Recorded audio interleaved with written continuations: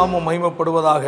ஆண்டவராகிய இயேசு கிறிஸ்துவின் இனிதான நாமத்தில் உங்களுக்கு என் அன்பின் வாழ்த்துக்களை தெரிவித்துக் கொள்கிறேன். அன்பான தேவனுடைய பிள்ளைகளே, கிறிஸ்து பிறப்பு பண்டிகையினுடைய வாழ்த்துக்கள் உங்கள் அனைவருக்கும். விசேஷமாக ஆண்டவராகிய இயேசு கிறிஸ்துவனுடைய பிறப்பு டிசம்பர் 25 அல்ல என்றும் வேறு பல நாட்களிலும் மாதங்கள் வருகிறது என்று சொல்லி பாதிக்கிறவர்கள் உண்டு. அது எப்படி என்பதை குறித்து என்னமாக இருந்தாலும் கூட இயேசு கிறிஸ்து இந்த உலகத்தில் பாவிகளுக்காக மனிதனாய் வந்து சிலுவையில் மரித்தார் என்றால் கட்டாயம் அவர் உலகத்தில் பிறந்திருக்க வேண்டும். அவருடைய பிறப்பை பார்க்கிலும் இயேசு கிறிஸ்துவனுடைய மரணத்தை மிக முக்கியமாய் நாம் போதிக்க வேண்டிய அவசியம். ஆனால் பிறப்பை குறித்தும் நாம் ஒன்று ஞாபகப்படுத்த வேண்டியது அவசியமாக இருக்கிறது. அன்பான தேவனுடைய பிள்ளைகளே, ஆண்டவராய் இயேசு கிறிஸ்துவனுடைய பிறப்பு ஒரு பண்டிகையோடு நிற்பாட்டுவதற்கல்ல. இயேசுவின் பிறப்பு அதை முதலாவது தேவனுடைய பிள்ளைகள் கிறிஸ்தவர்கள் புரிந்து கொள்ள வேண்டும். இயேசு எதற்காக இந்த உலகத்தில் வந்தாரோ வந்த நோக்கத்தை மறந்து விட்டுவிட்டு அவர் உலகத்தில் மனிதனாய் பிறந்தார் என்ற அந்த நாளை ஒரு பண்டிகையாக, ஒரு பாரம்பரிய ஒரு காரியமாக செய்கிற ஒரு காலகட்டம் அதிகமாக இருக்கிறது. அல்லேலூயா. பிறப்பை குறித்த ஒரு அறிவு வேண்டும். இயேசு எப்படி இந்த உலகத்தில் வந்தார் என்பதையும் நாம் போதிக்க வேண்டும். ஆனால் வந்த நோக்கத்தை மறந்துவிடக்கூடாது. இயேசு எதற்காக வந்தார், எதற்காக இந்த உலகத்தில் மனிதனாய் அவதரிக்க வேண்டும், கன்னிமரியாள் வயிற்றில் அவர் ஏன் இந்த உலகத்தில் வந்தார் என்ற ஒரு அறிவு எல்லாருக்குள்ளேயும் இந்த நாட்களில் நாம் புரிந்து கொள்ள வேண்டிய அவசியமாக இருக்கிறது. இயேசு பிறந்த நாட்களில் அவர் முன் அறிவிப்போடு வந்தவர். வேதத்தில் மீகா எழுதின புஸ்தகத்தில் பார்க்கும்போது அதை குறித்து அழகாக சொல்லப்பட்டிருக்கிறது. 5வது அதிகாரம், மீகா புஸ்தகம் 5வது அதிகாரம் 2ஆம் வசனத்தை வாசிக்கும் போது இப்படி சொல்லப்பட்டு வாசிப்போமாக. எப்ராத்தா எனப்பட்ட பெத்லகேமே, எப்ராத்தா எனப்பட்ட பெத்லகேமே, நீ யூதேயாவில் உள்ள ஆயிரங்களுக்குள்ளே சிறியதாய் இருந்தும் இஸ்ரவேலை ஆளப் போகிறவர் உன்னிடத்திலிருந்து புறப்பட்டு என்னிடத்தில் வருவார். அவருடைய புறப்படுதல் அநாதி நாட்களாகிய பூர்வத்தினுடையது. ஆமென், ஹல்லேலூயா. இங்கு நாம் பார்க்கும்போது யூதாவின் ராஜா, ஆமென், அதாவது வேதம் அங்கு வாசித்தோம், பெத்லகேமே நீ யூதேயாவில் உள்ள ஆயிரங்களுக்குள்ளே சிறியது என்று அங்கு ஆரம்பிக்கிறார். அல்லேலூயா. சிறியதாய் இருந்தது புகழ்ச்சிக்குரியதாய் மாறினது. ஆமென். அற்பமாய் எண்ணப்பட்டதான இடம் கனத்துக்குரிய இடமாய் மாறினது. வேதத்தில் யோவான் 1வது அதிகாரம் சொல்லப்பட்டிருக்கிறது. Praise God. பாருங்கள், அங்கு சொல்லப்பட்டிருக்கிறது, நாசரேத்திலிருந்து நன்மை பிறக்குமோ என்று கேட்கிறார். ஹல்லேலூயா. காரணம் என்ன? மறைக்கப்பட்டதாய் சாதாரணமானதாய் எண்ணப்பட்ட இடம் அதான் சொல்லப்பட்டிருக்கிறது. அதாவது எப்ராத்தா எனப்பட்ட பெத்லகேமே, நீ யூதேயாவில் ஆயிரங்களுக்குள்ளே நீ சிறியதாய் இருக்கிறாய். ஆனால் இஸ்ரவேலை ஆளப்போகிறவர் உன்னிடத்திலிருந்து புறப்பட்டு என்னிடத்தில் வருவார். அவருடைய புறப்படுதல் அநாதி நாட்களாகிய பூர்வமாக இருக்கிறது என்று சொல்லப்பட்டிருக்கிறது. சிறியது. அல்லேலூயா. ஆனால் அதே சிறியதை குறித்து மத்தேயுவில் சொல்லும்போது என்ன சொல்லப்பட்டிருக்கிறது? 2வது அதிகாரத்தில், மத்தேயு எழுதின சுவிசேஷம் 2வது அதிகாரம் 6ஆம் வசனத்தை வாசிக்கும் போது வாசிப்போமாக. யூதேயா தேசத்திலுள்ள பெத்லகேமே, யூதாவின் பிரபுக்கள் நீ சிறியதல்ல. யூதாவின் பிரபுக்கள் நீ சிறியதல்ல. அங்கு என்ன சொல்லப்பட்டிருக்கிறது?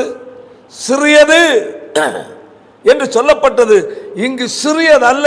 காரணம் என்ன? இஸ்ரவேலை ஆளும் பிரபு உன்னிடத்திலிருந்து புறப்படுவார் என்று தீர்க்கதரிசினால் எழுதப்பட்டிருக்கிறது என்றார். அல்லேலூயா. அங்கு சிறியது என்று சொன்னது இயேசு இந்த உலகத்தில் மனிதனாய் அங்கு பிறந்ததினால் அல்லேலூயா சிறியது அல்ல என்று கனத்துக்குரியதாய் உலகம் முழுவதும் அறிவிக்கப்படத்தக்க ஒன்றாய் மாறினது. அன்பான கர்த்தருடைய பிள்ளைகளே, இயேசு கிறிஸ்து அல்லாத ஒரு மனுஷன் இயேசுவை ஏற்றுக்கொள்வதற்கு முன்னதாக ஆமென் அவன் அற்பமானவனாய், எல்லாராலும் குறைவாய் இழிவாய் பேசுகிற நிலையில் காணப்படலாம். ஆனால் இயேசுவை ஒரு மனிதன் ஏற்றுக்கொள்வான் என்றால் அல்லேலூயா எல்லாருடைய பார்வையிலும் ஆச்சரியப்படத்தக்க மனிதனாய் மாறுகிறான். பாருங்கள், அப்போஸ்தலர் நடபடிகளில் 4வது அதிகாரம் 13-14 வாசிக்கும் போது பிரைஸ் கார்டு வாசிப்போமாக. அதை யோவானும் பேசுகிற தைரியத்தை அவர்கள் கண்டு அவர்கள் படிப்பறியாத யோவானும் பேதுருவும் பேசுகிற தைரியத்தை அவர்கள் கண்டு அவர்கள் படிப்பறியாதவர்கள் என்றும் பேதமை உள்ளவர்கள் என்றும் அறிந்தபடியினால் ஆச்சரியப்பட்டு அவர்கள் இயேசுவுடனே கூட இருந்தவர்கள் என்று அறிந்து கொண்டார்கள். அல்லேலூயா. இயேசுவை ஏற்றுக்கொண்ட ஒரு மனிதன், ஏற்றுக்கொண்டதற்கு முன்பதாய் அற்பமாய் எண்ணப்பட்டவன், இயேசுவை ஏற்றுக்கொண்ட பிறகு கனத்துக்குரியவனாய் மாறிவிடுகிறான். வேதத்தில் பார்க்கும்போது பேதுருவும் யோவானும் படிப்பறிவு இல்லாதவர்கள் என்று கர்த்தருடைய வேதம் சொல்லுகிறது. அல்லேலூயா. ஆனால் அவர்கள் பேசுகிற தைரியம் எல்லாரையும் திரும்பி பார்க்க வைத்தது. காரணம் என்ன? வேதம் சொல்லுகிறது, அவர்கள் இயேசுவோடு கூட இருந்தவர். உண்மையாய் மனம் திரும்பி ஒரு நபர் இயேசுவை ஏற்றுக்கொள்வான் என்றால் அவன் ஒரு கனத்துக்குரிய பாத்திரமாய் கர்த்தர் மாற்றுகிறார். 1 கொரிந்தியரில் சொல்லப்பட்டிருக்கிறது. பிரைஸ் கார்டு 1வது அதிகாரத்தில் வாசிக்கும் போது 27-28 வசனத்தை வாசிப்போமாக. ஞானிகளை வெட்கப்படுத்தும்படிக்கு தேவன் இந்த உலகத்தில் பைத்தியமானவைகளை தெரிந்து கொள்ளுகிறார். பலவான்களை வெட்கப்படுத்தும்படிக்கு தேவன் உலகத்தில் பலகீனரை தெரிந்து கொள்ளுகிறார். தேவன் தெரிந்து கொள்ளுகிற பாத்திரம். அல்லேலூயா. கர்த்தர் அங்கு நாம் பார்க்கும்போது யூதேயா தேசத்தில் உள்ள பெத்லகேமை தெரிந்து கொண்டார். ஆமென். அது சிறியதாயிருந்தது. ஆனால் யூதாவின் பிரபுக்கள், நீ சிறியதல்ல, நீ என் ஜனமாகிய இஸ்ரவேலை ஆளும் முறை உன்னிடத்து புறப்படுவார். ஆமென். அல்லேலூயா. அதனால் அது கனத்துக்குரியதாய் மாறினது. ஆமென். இங்கு படிப்பறிவில்லாத நபர்கள் இயேசுவை ஏற்றுக்கொண்ட பிறகோ அவர்களுடைய பேசும் தைரியம் வந்தது. ஒரே பிரசங்கத்தில் 3000 பேர் ரட்சிக்கப்பட்டார்கள். அற்பமாய் எண்ணப்பட்டவர்கள் கனத்துக்குரிய நபர்களாய் மாற்றப்படுகிறார்கள். அடுத்தது நாம் பார்த்தோம் 1வது அதிகாரம் 27-28 ஞானிகளை வெட்கப்படுத்தும்படி உலகத்தில் ஞானிகளாய், பட்டதாரிகளாய், பலவான்களாய் அநேகர் இருந்தாலும் கூட அல்லேலூயா அந்த ஞானியை வெட்கப்படுத்துவதற்கு கர்த்தர் வேறொரு ஞானியை தெரிந்து கொள்ளவில்லை. அவர்கள் பார்வையில் பைத்தியமாய் தோன்றுகிற நபர்களை கர்த்தர் தெரிந்து கொண்டு அவர்களை ஆயத்தப்படுத்துகிறார். ஞானவான்களாய் மாற்றுகிறார். அன்பான கர்த்தருடைய பிள்ளைகளை, ஆண்டவராய் இயேசு கிறிஸ்து ஒரு மனிதனுடைய வாழ்க்கையில் வெளிப்படும் போது அவன் ஆச்சரியப்படத்தக்க ஒரு மனிதனாய் மாறிவிடுகிறான்.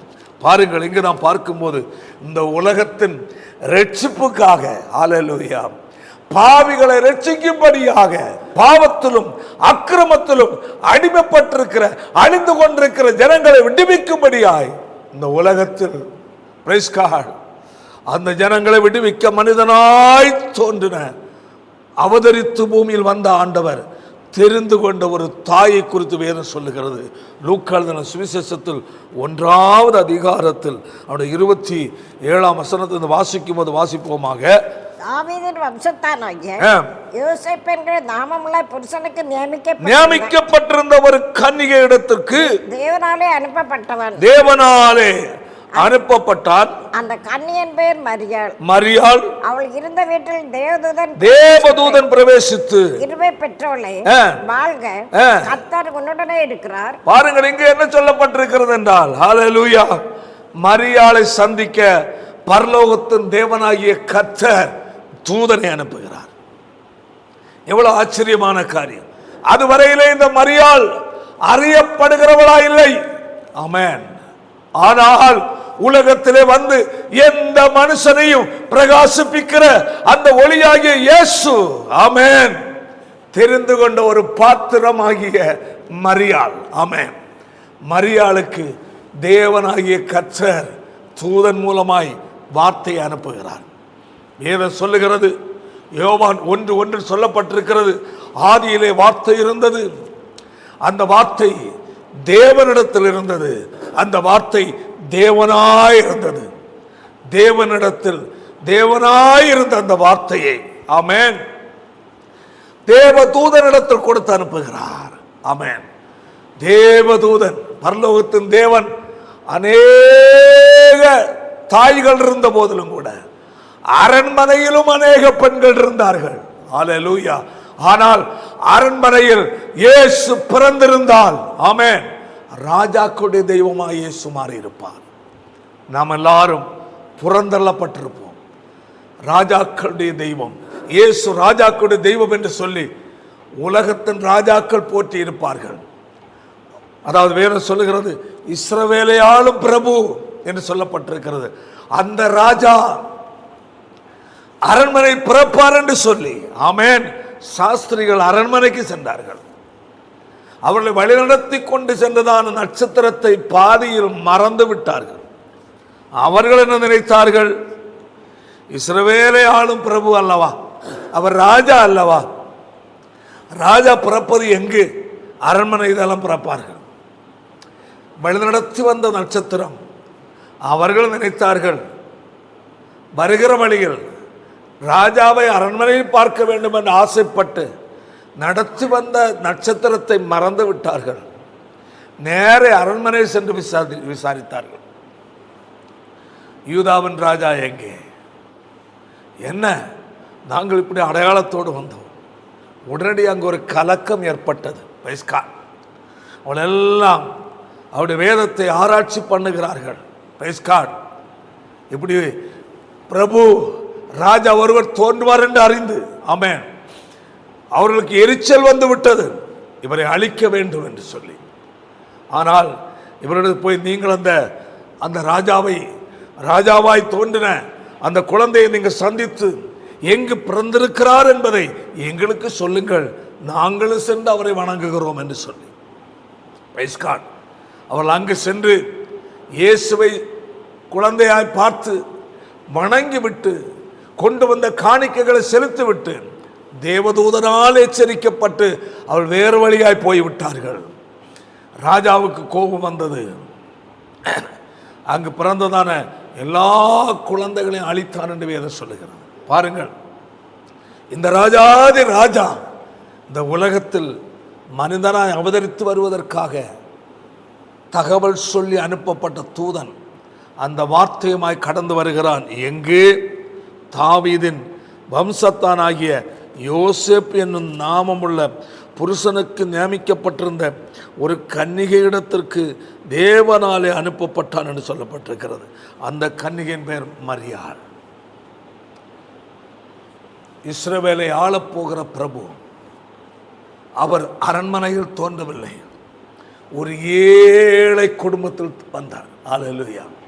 வார்த்தையாயிருந்தவர், தேவனாயிருந்த வார்த்தையை தேவதூதனுக்கு கொடுத்து அனுப்புகிறார். யோவான் 1வது அதிகாரம் சொல்லப்பட்டிருக்கிறது, அந்த வார்த்தை மாமிசமானது என்று சொல்லப்பட்டிருக்கிறது.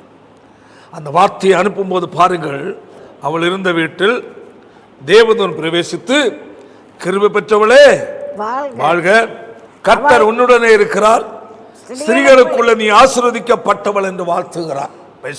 அடுத்த வசனம். அவளோ அவனை கண்டு அவள் வார்த்தையினால் கலங்கி இந்த வாழ்த்துதல் எப்படிப்பட்டதோ என்று சிந்தித்து, இப்படி ஒரு தேவதூதனை நான் சந்திக்க வேண்டிய ஒரு சூழ்நிலைக்குள் நான் இல்லையே, இப்படி ஒரு வாழ்த்துதலை நான் பெறுவதற்கு நான் தகுதி இல்லையே என்று அவள் என்ன செய்கிறாள்? பயப்படுகிறாள்.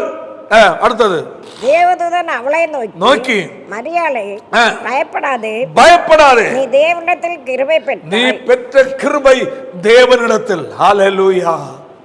ராஜா அரண்மனையில் உள்ளவர்கள் இந்த கிருபை பெறவில்லை, ஆனால் ஒரு ஏழ்மையான குடும்பத்தில், ஆமென், பிரைஸ் காட், ஒரு அற்பமாய் எண்ணப்படுகிற மரியாளை கர்த்தர் தெரிந்து கொண்டார். அந்த வார்த்தையுமாய் கடந்து வந்து வாழ்த்தும் போது, நீ தேவனிடத்தில் கிருபை பெற்றாய், இதோ நீ கர்ப்பவதியாகி ஒரு குமாரனை பெறுவாய், அவருக்கு இயேசு என்று பெயரிடுவாயாக, அவர் பெரியவராயிருப்பார். பாருங்கள், பிரைஸ் காட், அந்த இயேசு என்றால் யார் என்பதை குறித்து அல்லேலூயா மத்தேயு 1வது அதிகாரம் சொல்லப்பட்டிருக்கிறது. அநேகருடைய பாவங்களை நீக்கி அவளை என்ன செய்வார்? ரட்சிப்பார். பாவிகளை ரட்சிக்கிறவர் என்ற அதற்குரிய பெயர்தான் இயேசு என்ற பெயர். இயேசு என்ற பெயர் என்றால் அல்லேலூயா இரட்சகர் என்பதே அர்த்தம். எதிலிருந்து ரட்சிக்கிறவர்? பாவத்திலிருந்து மனுக்குலத்தை மீட்டு ரட்சிக்கிறவர். அல்லேலூயா. அதான் சொல்லப்பட்டிருக்கிறது, நீ கர்ப்பவதியாகி ஒரு குமாரனை பெறுவாய், அவருக்கு இயேசு என்று பெயரிடுவாயாக, அவர் பெரியவராயிருப்பார், உன்னதமானவருடைய குமாரன் எனப்படுவார். கர்த்தராகிய தேவன் அவருடைய பிதாவாகிய தாவீதின் சிங்காசனத்தை அவருக்கு கொடுப்பார், அவர் யாக்கோபின் குடும்பத்தாரை என்றென்றைக்கு அரசாளுவார். சரி, 34ஆம் வசனம். அதற்கு மரியாள் தேவதூதனை நோக்கி, இது எப்படி ஆகும்? புருஷனை அறியேனே. பாருங்கள், பேசி வச்சிருக்கே தவிர இன்னும் மனம் முடிக்கவில்லை, சேர்ந்து வாழ ஆரம்பிக்கவில்லை. அதற்கு முன்பதாக அங்கு கர்த்தர் தம்முடைய தூதனை அனுப்புகிறார். நான் புருஷனை அறியேனே, இது எப்படி ஆகும்? உடனே வாசிக்கும், தேவதூதன் அவளுக்கு பரிசுத்த ஆவி உன்மேல் வரும், உன்னதமானவருடைய பல உன்மேல் நிழலிடும், ஆதலால் உன்னதத்தில் பிறக்கும் பரிசுத்தம் உள்ளது, தேவனுடைய குமாரன் எனப்படும் என்று சொல்லப்பட்டிருக்கிறது. ஹல்லேலூயா. தேவனுடைய குமாரன் என்று எனப்படும் என்று சொல்லப்படுகிறவர் அல்லேலூயா உலகத்தில் தோன்றுகிறார். பாருங்க, கீழே வாசிக்கும் போது, இதோ உனக்கு இனத்தாளா இருக்கிற 37ஆம் வசனம், தேவனாலே கூடாத காரியம் ஒன்றுமில்லை, அதற்கு இதோ நான் ஆண்டவருக்கு அடிமை. உடனடியாய் தன்னை அர்ப்பணிக்கிறார். ஆமென். முடியாது என்று மறுக்கவில்லை. ஒரு மேன்மையான ஒரு கனம் கிடைக்கிறது. சர்வத்தை சிருஷ்டித்த சிருஷ்டிகராகிய கர்த்தர் இந்த உலகத்தில் மனிதனை அவதரித்து வருவதற்காக தெரிந்து கொண்ட ஒரு தாய் கனத்துக்குரியவர்களாய் மாறுகிறார்கள். ஹல்லேலூயா. சொல்வார்கள், இரட்சகர் இந்த உலகத்திற்கு பெற்றெடுத்த தாய் என்று சொல்வார்கள்.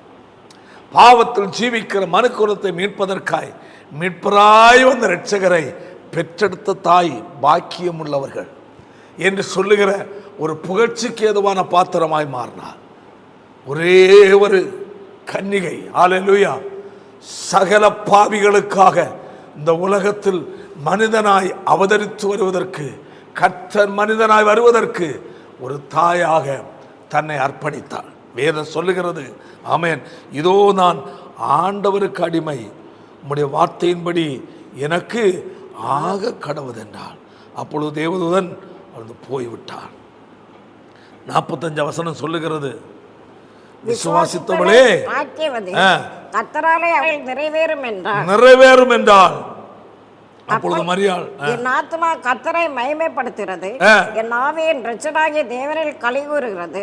அவர் தம்முடைய அடிமையின் தாழ்மையை நோக்கி பார்த்தார். இதோ இது முதல் எல்லா சந்ததிகளும் என்னை பாக்கியவதி என்பார்கள். இந்த பாக்கியம் பெற்ற ஒரு தாய் என்ற ஒரு பெயர் அவர்களுக்கு வந்தது. அல்லேலூயா.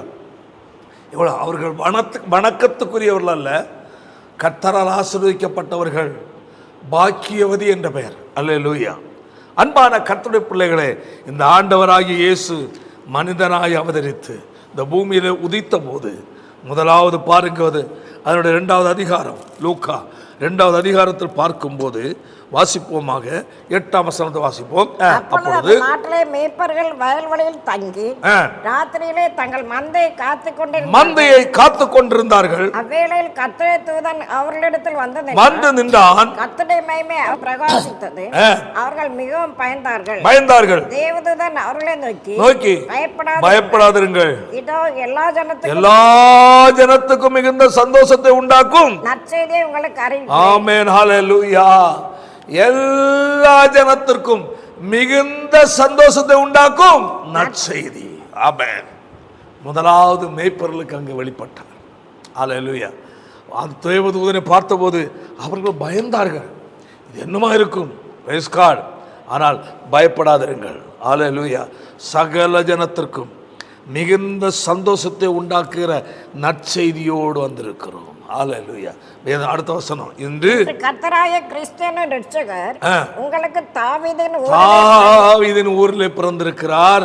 துணிகளில் சுற்றி முன்னணியிலே கிடத்திருக்க காண்பீர்கள். இதுவே உங்களுக்கு அடையாளம் என்றார். ஆமென். ஹல்லேலூயா.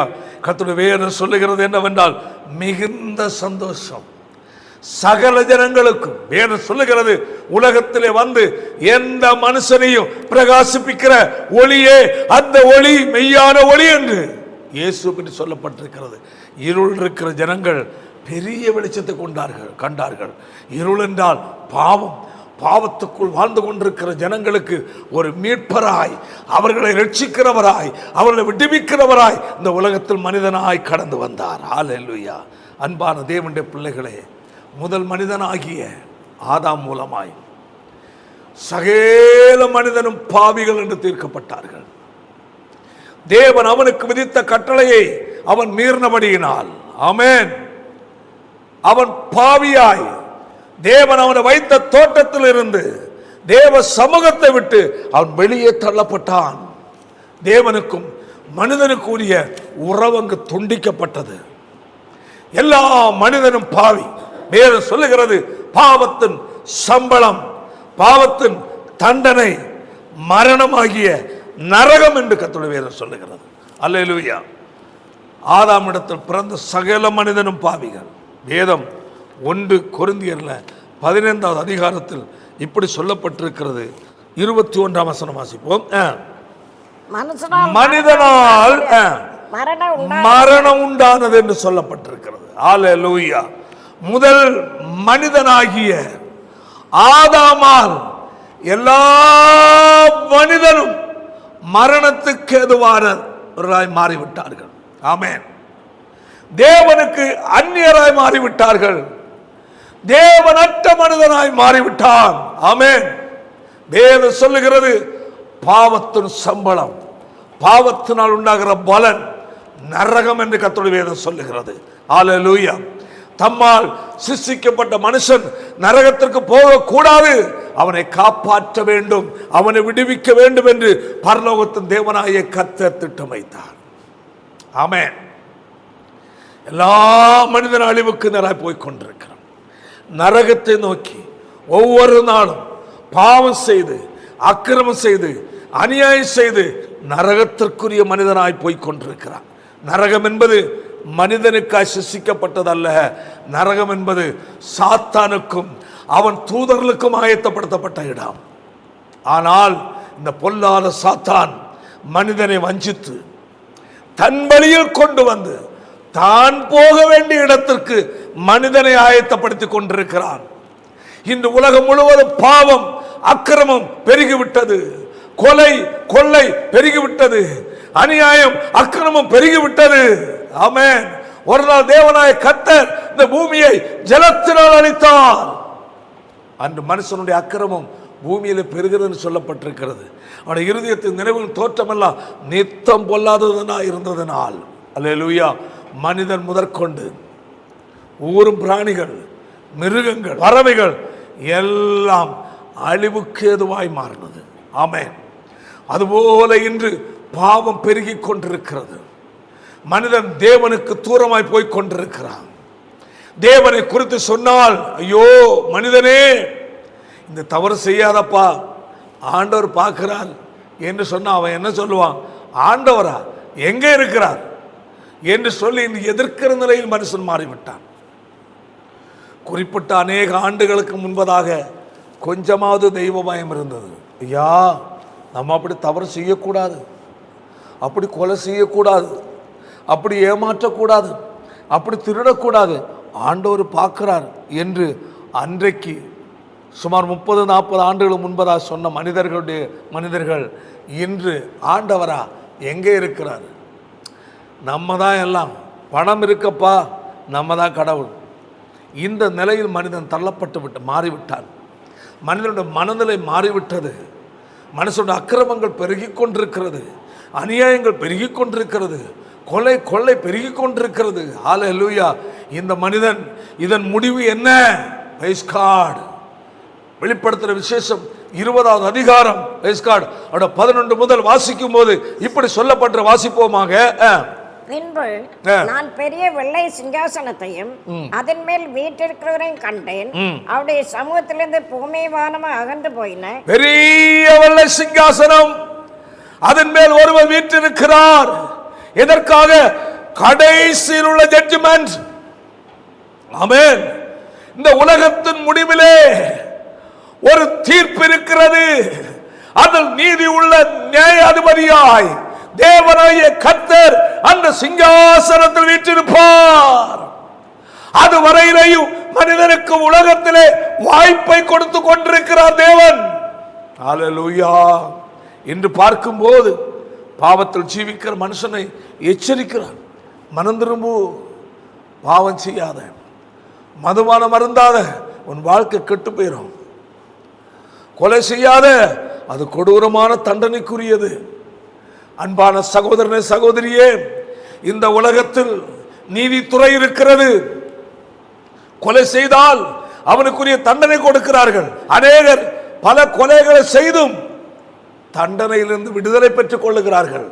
ஒன்று புரிந்து கொள்ள வேண்டும், இன்றைய ஜட்ஜி நியாயாதிபதிகளையும் நீதிபதிகளையும் நீதித்துறையில் வேலை செய்கிறவர்களையும், ஆமென், அநியாயம் செய்தவர்களையும் நீதியாய் நியாயம் தீர்க்கிற ஒருவர் வெளிப்பட போகிறார்.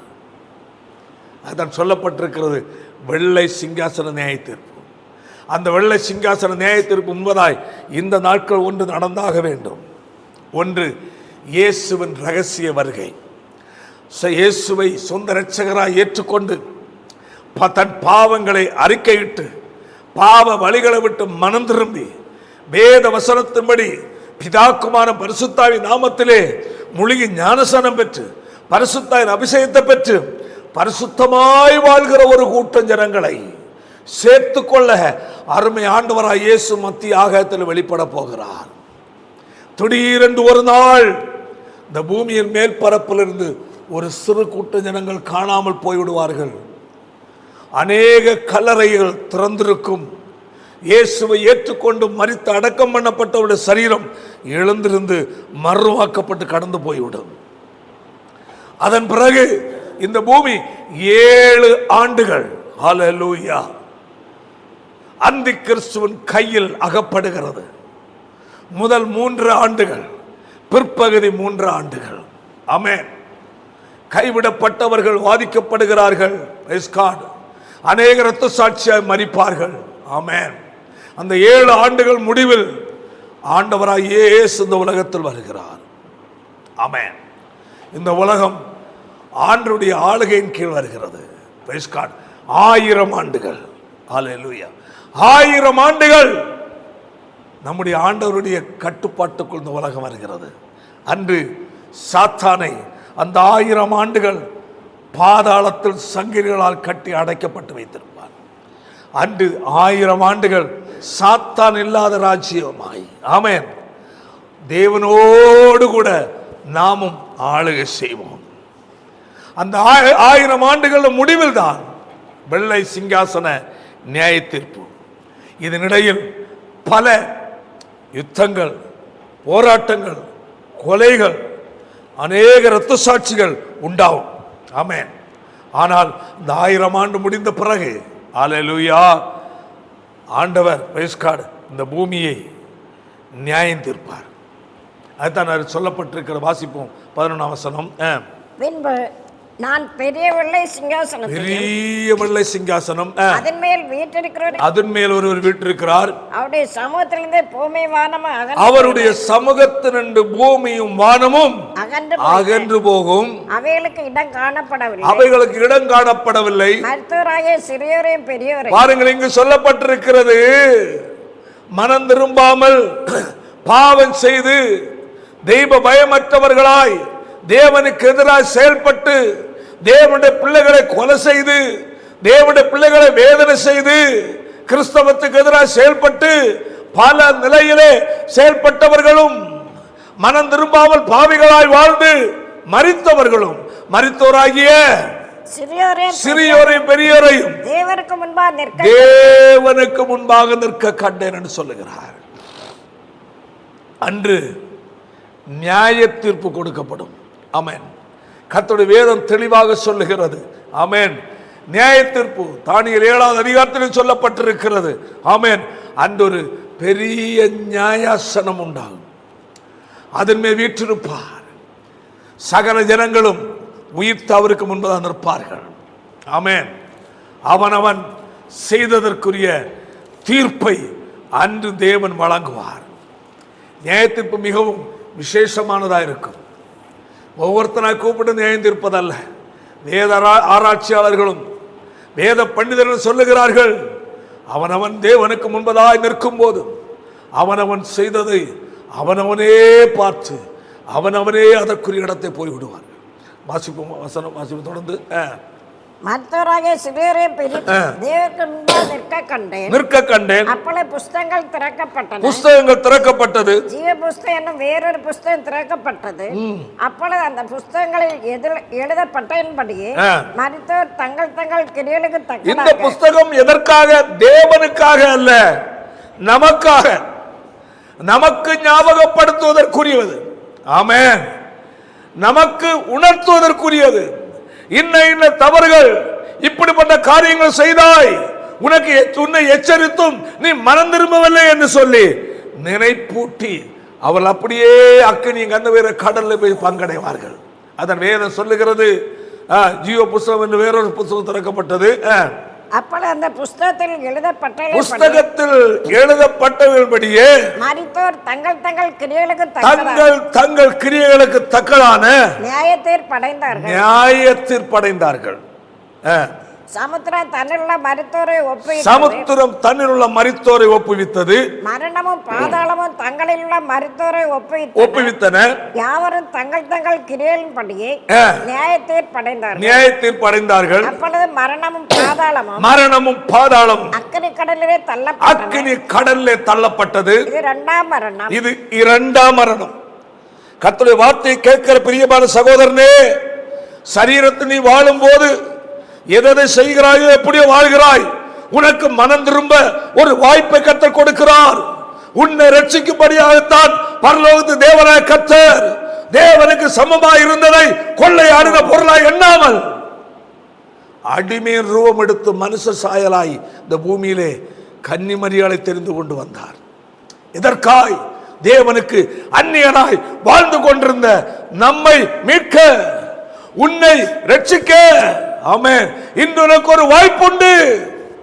உலகத்தில் மனிதனாய் வந்த இயேசு உன்னை மீட்டு ரட்சிக்க ஆயத்தமா இருக்க. வேதம் சொல்லுகிறது, சகல ஜனங்களுடைய பாவங்களை நீக்கி ரட்சிக்கிற ரட்சகர் என்று வேதம் சொல்லுகிறது. யார் அவரை விசுவாசித்து ஏற்றுக்கொள்ளுகிறார்களோ அவருடைய பாவங்களை அவர் மன்னிக்கிறார். யார் இயேசு சொந்த ரட்சகராக ஏற்றுக்கொள்ளுகிறார்களோ அவருடைய பாவங்கள் போகும். அவன் நீதிமானாய் மாற்றப்படுகிறான். அவர் சிலுவையில் சிந்தின இரத்தத்தின் மூலமாய் அவருடைய பாவங்களை முற்றிலும் கழுவி சுத்திகரிக்கிறார். அவனை நீதிமானாய் மாற்றி தேவ ராஜ்யத்துக்குரிய மனுஷனாய் அவரை ஏற்றுக்கொள்ளுகிறார். நாம் மனம் திரும்பாமல் இருந்தால் நியாயத்திற்கு நிச்சயம். அது தனக்கு சொல்லப்பட்டிருக்கிறது, வெள்ளை சிங்காசன நியாய தீர்ப்பு. அன்பான சகோதரனை சகோதரியே, இந்த உலகத்தில் உங்களை யாரும் கேட்கவில்லை, யாரும் என்னை ஒன்று செய்ய முடியாது. நான் சம்பாதிக்கிறேன், நான் வாழ்கிறேன்.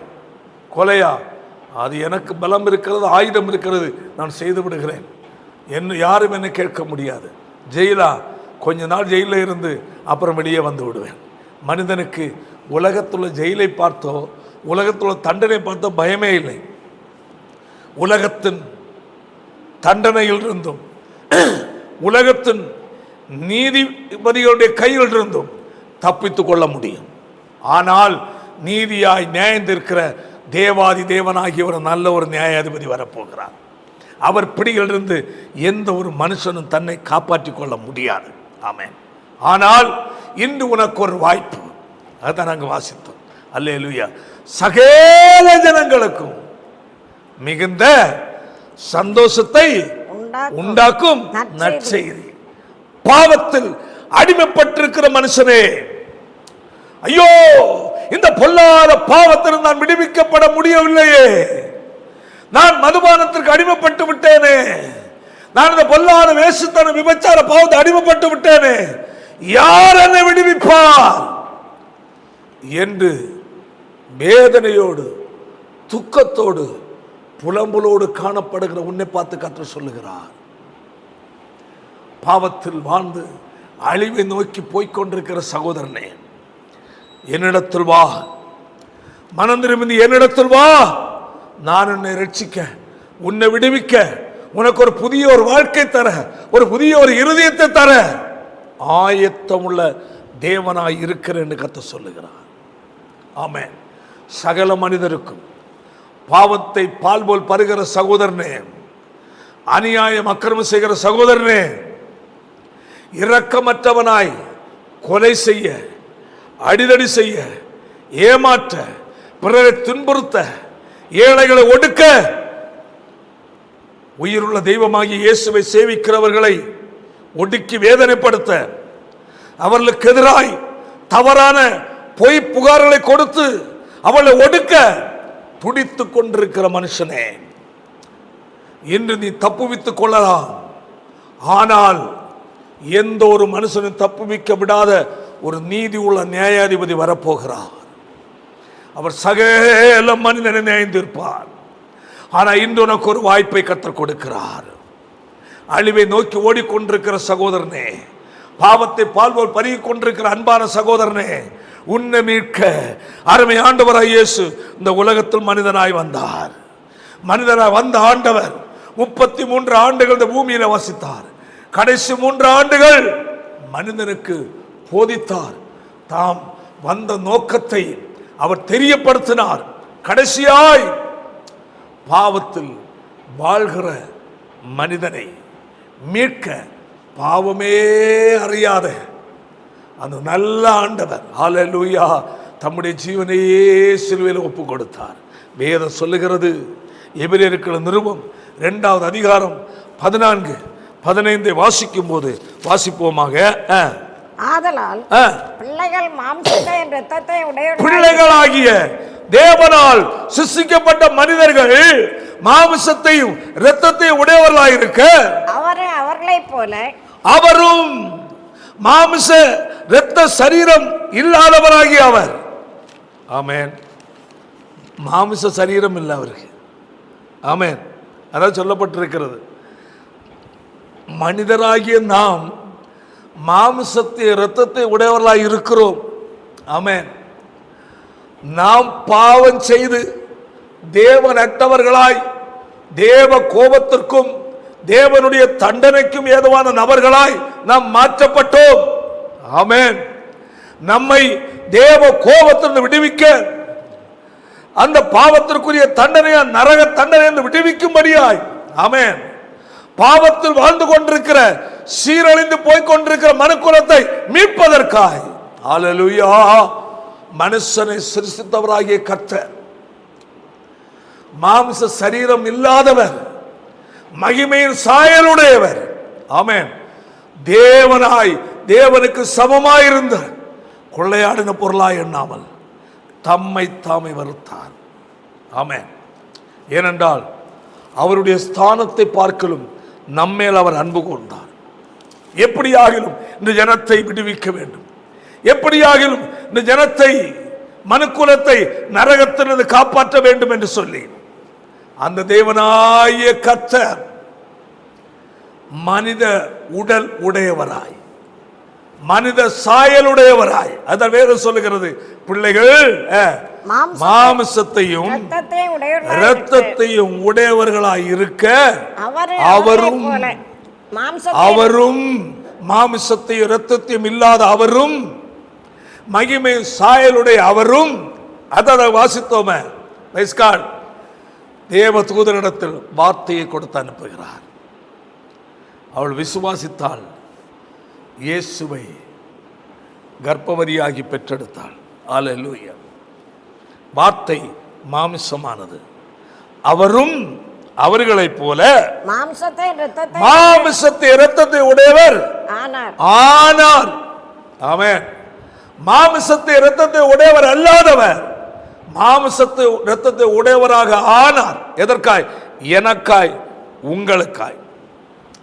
பாவத்தில் ஜீவிக்கிற மனிதனே, அக்கிரமம் செய்கிற மனிதனே, ஏழைகளை ஒடுக்கிற மனுஷனே, நீதி இல்லாமல் அநியாயம் செய்கிற மனுஷனே, கிறிஸ்தவனாயிருக்கலாம் அல்லாதவனாயிருக்கலாம், அநீதி செய்கிறாயா? உன்னை கர்த்தர் அன்பாய் அழைக்கிறார், மகனை மனம் திரும்பு என்று.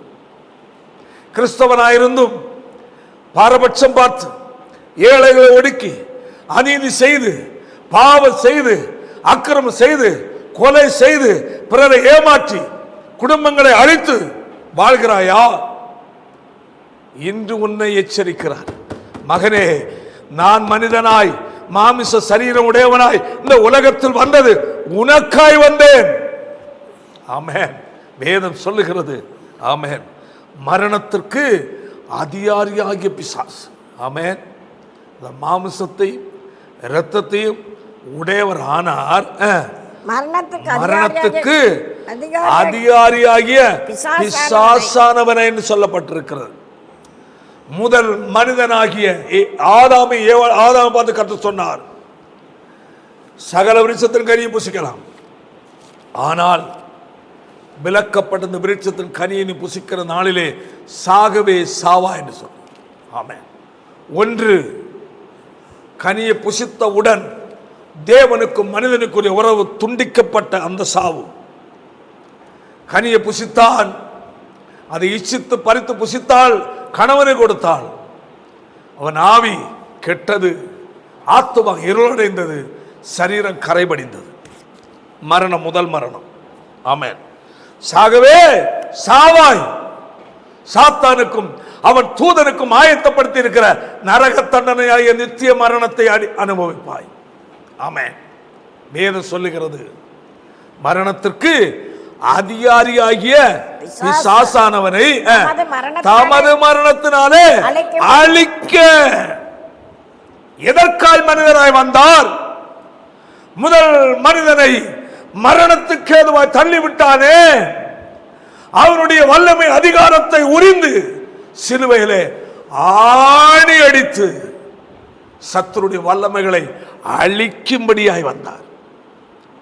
சிலுவையில் அவர் வெற்றி சுரந்தார். ஐயா, இயேசு இன்று குழந்தையா இல்லை, பிறந்த நாள் நீ கொண்டாடலாம், ஆனால் உனக்கு அசிலுவையில் மரித்த இயேசுவை நீ கொண்டாடு. இயேசு உலகத்தில் பிறந்தார் உண்மை, ஆனால் அவர் இன்று குழந்தையாக இல்லை. அநேக இடங்களில் நிறைய பொம்மை எல்லாம் வச்சு, உருவங்களை வச்சு, சில ஆடு மாடெல்லாம் வச்சு,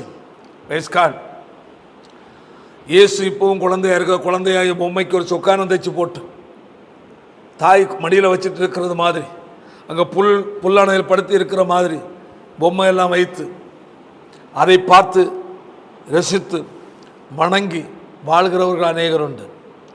நண்பனே, சகோதரனே, இயேசு அங்கே இல்லை.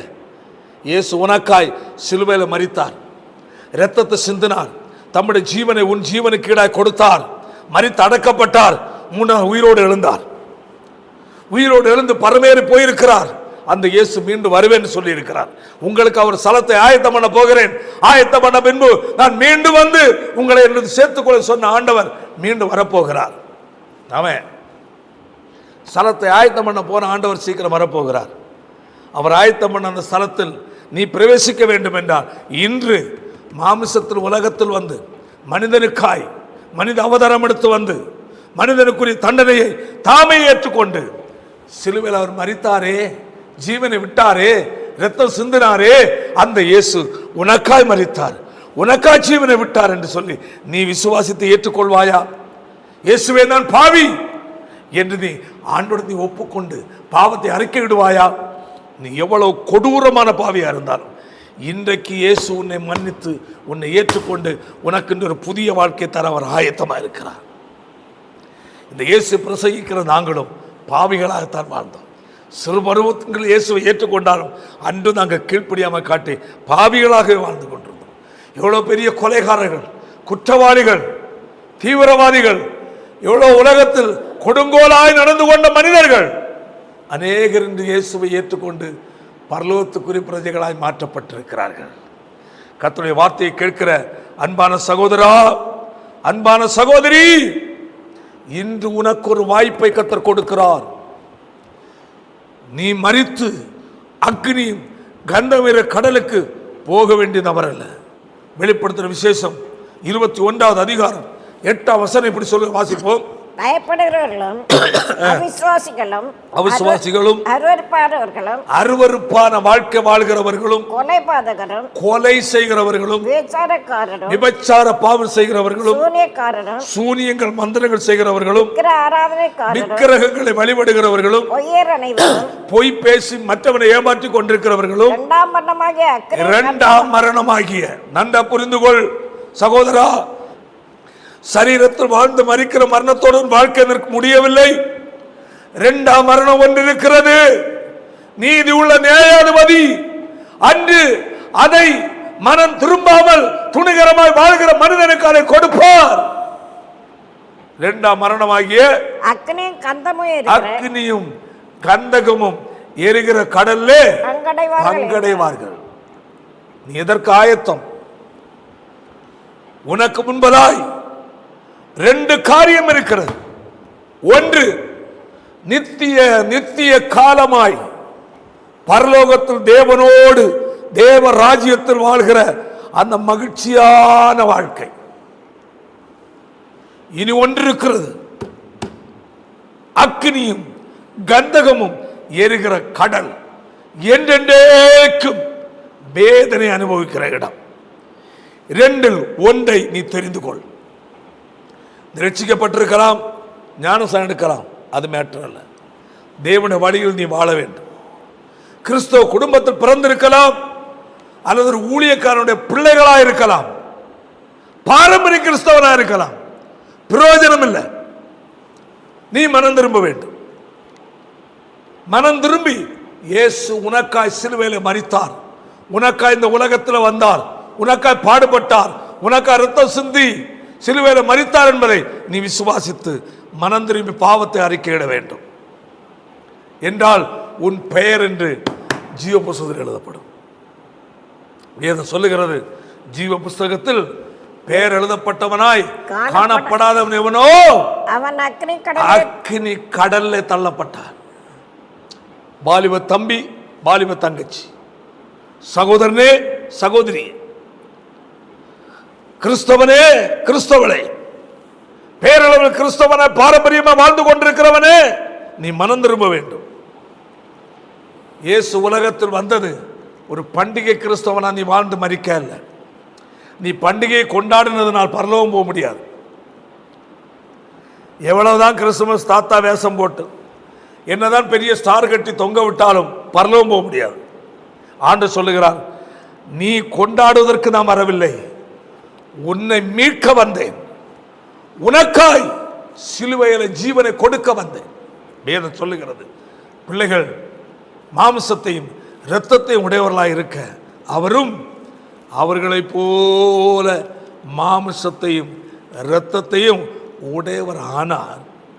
அடுத்தது, மரணத்திற்கு அதிகாரியா உன்னை அக்னி கந்தமிர கடலுக்கு தள்ளுவதற்காக உரிமை கோரிக்கொண்டிருக்கிற, அதிகாரம் செலுத்திக் கொண்டிருக்கிற பிசாசானவனை அவருடைய மரணத்தினாலே அழிக்க. ஆமென். மட்டுமல்ல, அடுத்த வசனம், ஜீவகாலமெல்லாம் மரண பயத்தினாலே ஜீவகாலமெல்லாம் மரண பயத்தினாலே அடிமைத்தனத்துக்குள்ளானவர்கள் யாவரையும் விடுதலை பண்ணும்படி அப்படியானார், மனிதனாய் வந்தார்.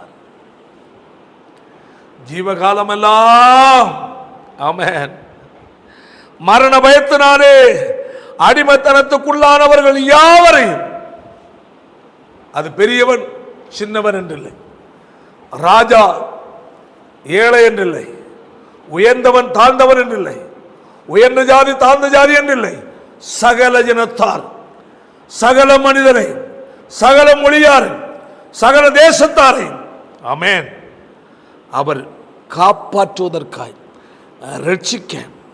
ரட்சித்து பரலோகத்தின் பிரஜையாய் மாற்றுவதற்காய் பூமியில மனிதனாய் வந்தார். அந்த நாள் தான் இன்று நாம் நினைவு கூர்ந்து கொண்டாடி கொண்டிருக்கிற இந்த கிறிஸ்து பிறப்பு நாள். பண்டிகையோடு உன் வாழ்க்கையை நிப்பாட்டி முடித்து விடாதே. பண்டிகையோடு கொண்டாடி வாழ்ந்து கொண்டிருக்காதே. உனக்கு தேவை இயேசு இந்த உலகத்தில் வந்து உனக்காய் ஜீவனை விட்டார். இயேசு இந்த உலகத்தில் வந்து உனக்காய் மரித்தார், உனக்கு ரத்தம் சிந்தினார், மரித்து அடக்கப்பட்டு 3 நாள் உயிரோடு எழுந்தார், மீண்டும் வருவேன் என்று சொல்லி போயிருக்கிறார். வேதம் சொல்லுகிறது. அதனுடைய 1 கொரிந்தியர்ல பாருங்கள், நாம் வாசித்தோம் அல்லவா, அந்த 15வது அதிகாரம், அது நம்முடைய கவனத்தை செலுத்துவோமாக 20 வாசிப்போம். மனுஷனால் மரணம் உண்டானபடியால் மனுஷனால் மரித்தோரின் உயிர்த்தெழுதலும் உண்டாயிற்று. மனுஷனால் மரித்தோரின் உயிர்த்தெழுதல் உண்டாகும். ஆதாமுக்குள் எல்லாரும் மரிக்கிறது போல கிறிஸ்துவுக்குள் எல்லாரும் உயிர்ப்பிக்கப்படுவார்கள். அல்லேலூயா. எல்லாரும் மரிக்கிறது போல கிறிஸ்துவுக்குள் எல்லாரும் உயிர்ப்பிக்கப்படுவார்கள். அவனவன் தன் வரிசையிலே உயிர்ப்பிக்கப்படுவான். முதற் பலனானவர் கிறிஸ்து. பின்பு அவர் வருகையில் முதற் பலனான கிறிஸ்து ஆண்டவராய் இயேசு முதலாவது உலகத்திலே மனுக்குலத்திற்காக மரித்து அடக்கப்பட்டு உயிர்த்தெழுந்தார். பின்பு அவர் மத்திய ஆகாயத்திலே வெளிப்படும் போது அவருடையவர்கள் உயிர்ப்பிக்கப்படுவார்கள். அந்த நாள் சீக்கிரமா வரப்போகிறது. சகோதரனே, நீ நம்பினாலும் சரி நம்பாமல் இருந்தாலும் சரி, இதுதான் உண்மை. நீ இயேசுவை ஏற்றுக்கொண்டாலும் சரி ஏற்றுக்கொண்டாமல் இருந்தாலும் சரி, இதுதான் 100% உண்மை. இயேசுவை ஏற்றுக்கொண்டால் நரக தண்டனை நீ காப்பாற்றப்படுவாய். இயேசுவை ஏற்றுக்கொள்ளாமல் தள்ளிவிட்டால் கட்டாயம் உனக்கு நரக நிச்சயம். 2இல் 1 தெரிந்து கொள்.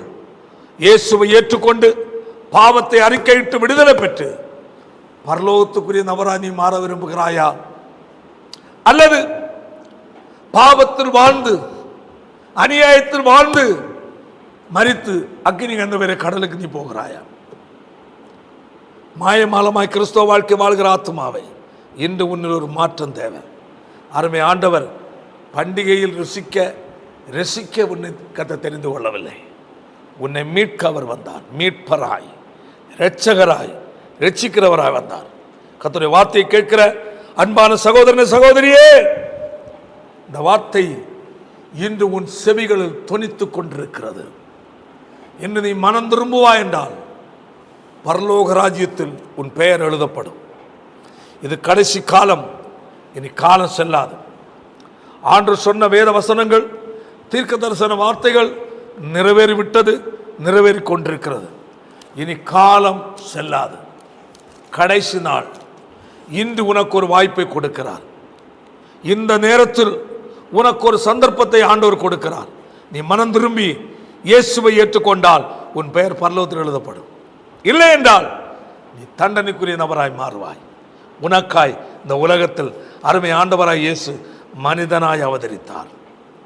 மனிதனாய் அவதரித்து வந்த ஆண்டவர் உனக்காய், உன்னை மீட்க, உன்னை பரலோகத்தின் ராஜ்யத்திற்குரிய நபராய் மாற்ற அவர் சிலுவையிலே நீ அடிக்கப்பட வேண்டிய இடத்துல இயேசு தம்மை ஒப்பு கொடுத்தார். நீ அனுபவிக்க வேண்டிய தண்டனையை இயேசு ஏற்றுக்கொண்டார். தன் சரீரத்தில் ஏற்றுக்கொண்டார். அவர் உனக்காய் இரத்தம் சிந்தி மரித்தார். நீ விசுவாசித்தால் உனக்கென்று விடுதலை. ஆமென். அவருடைய நாமத்தின் மேல் விசுவாசம் உள்ளவர்களாகி அவரை இயேசுவை ஏற்றவுடைய எத்தனை பேர்களோ அத்தனை பேர்களும் தேவனுடைய பிள்ளைகளாகும்படி அதிகாரத்தை கொடுக்கிறார். சகோதரனே, சகோதரியே, உனக்கு கொடுத்த சந்தர்ப்பத்தை விட்டு விடாது. இயேசு வரப்போகிறார். கண்களை மூடுவோம், ஜெபிப்போம்.